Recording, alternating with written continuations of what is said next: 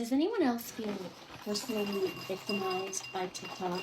I have been trying to figure out how to piss y'all off. I've been posting the exact same videos on TikTok and Instagram, and people just, they get so pissed off on Instagram, but the exact same post, y'all don't get pissed off about. Maybe you're all just nicer, but anyway, I don't know what to do anymore.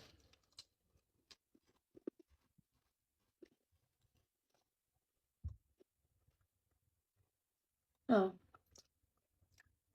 are you still here?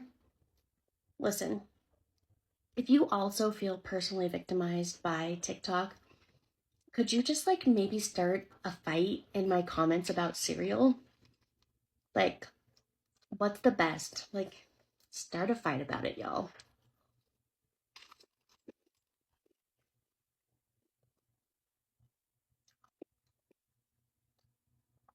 I really like crunch berries. Okay, well, thanks for watching.